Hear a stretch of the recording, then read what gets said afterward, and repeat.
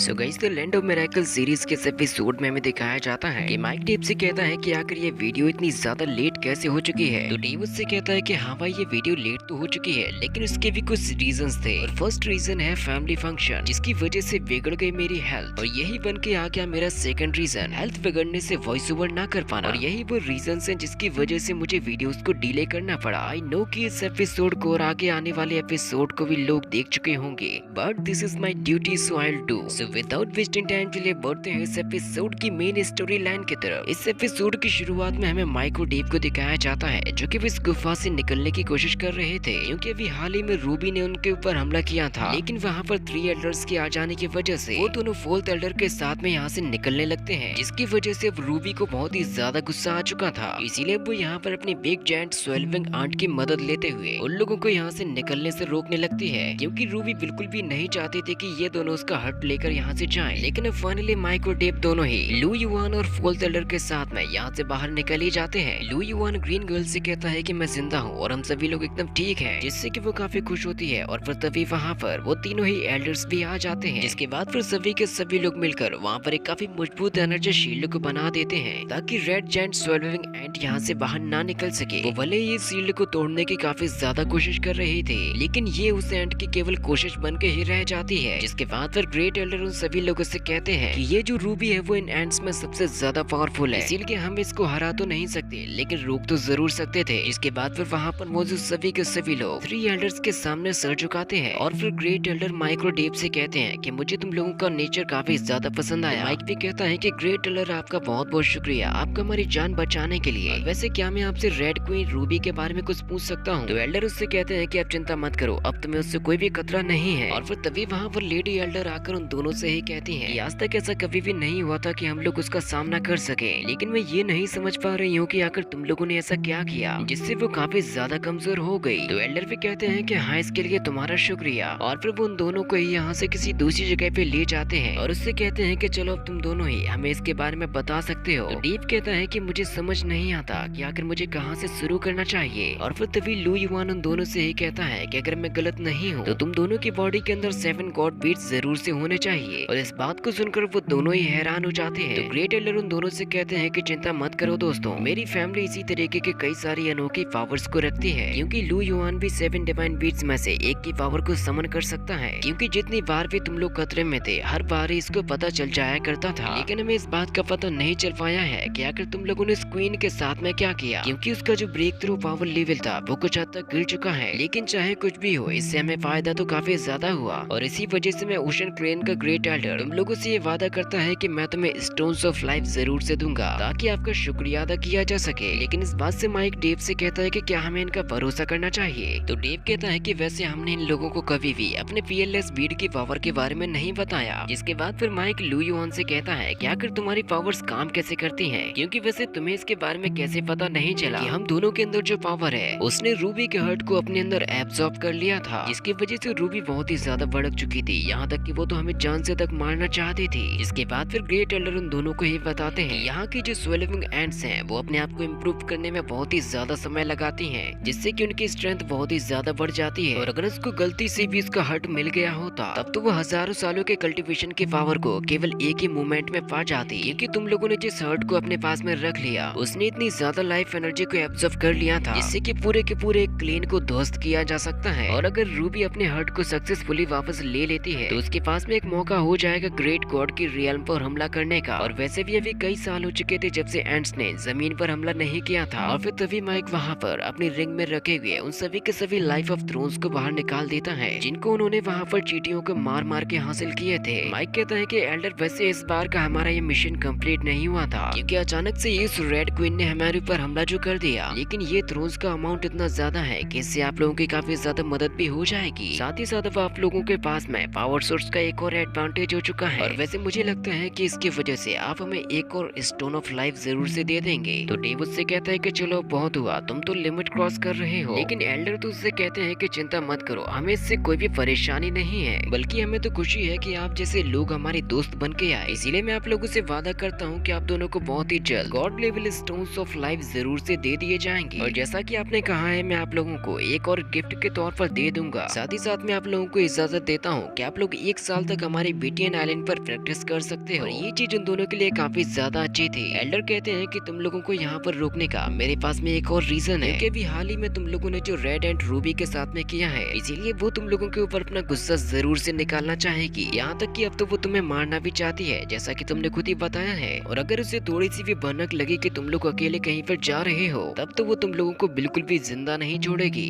इसीलिए तुम लोग हमारे बीटीएन आइलैंड पर 1 साल तक रहकर अपनी प्रैक्टिस करो, क्योंकि उस जगह पर तुम लोग सबसे ज्यादा सेफ रहोगे। साथ ही साथ तब तक वो रूबी भी शांत हो जाएगी। इसीलिए माइक और डेव तुरंत ही एल्डर की बात को मान जाते हैं कि उन्हें ऐसा ही करना चाहिए। इसके बाद अब हमें अगले ही सीन में अंडरग्राउंड वर्ल्ड का सीन दिखाया जाता है, जहाँ पर रूबी का गुस्सा और भी ज्यादा बढ़ते जा रहा था, जिससे कि उसके पास के एंट्स भी काफी ज्यादा डर रहे थे, क्योंकि रेड एंड रूबी पहले भी अपने गुस्से की वजह से काफी सारे एंट्स को मार चुकी है और उसी गुस्से के साथ में अपनी सेना के सामने आ जाती है। साथ ही साथ ये एपिसोड भी यहीं पर खत्म हो जाता है। इसका नेक्स्ट एपिसोड भी बहुत ही जल्द आया जाएगा, तो आप लोग जल्दी से चैनल को सब्सक्राइब कर दीजिए।